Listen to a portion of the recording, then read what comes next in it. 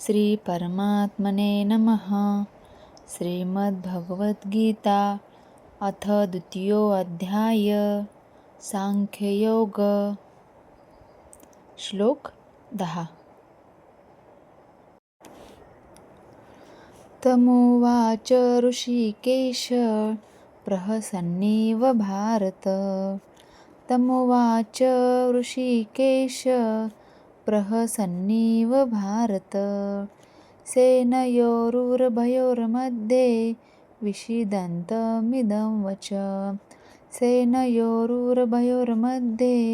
विषीदन्तमिदं वच। तमुवाच ऋषिकेश प्रहसन्निव भारत। सेनयोरुभयोर्मध्ये विषीदन्तमिदं वच।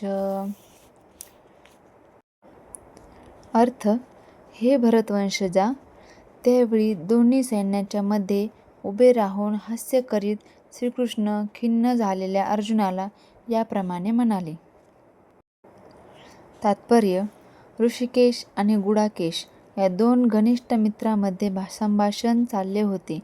मित्र या नात्याने दोघेही एकाच पातळीवर होते, पण त्यांच्यापैकी एकाने स्वेच्छेने दुसऱ्याचे शिष्यत्व पत्करले.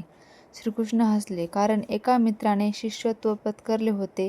सर्वांचे अधिपती या नात्याने ते नित्य सर्वांच्या पेक्षा ज्येष्ठ आहेत.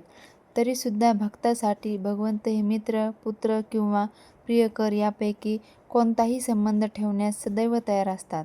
पण जेव्हा त्यांचा गुरु म्हणून स्वीकार करण्यात आला तेव्हा ते गुरु बनले आणि शिष्याबरोबर त्यांनी गुरुप्रमाणेच गंभीर संभाषण केले. असे दिसते की गुरु आणि शिष्यामधील संवाद सर्वांच्या लाभासाठी दोन्ही सैन्यांच्या मध्ये प्रकटपणे चालला होता.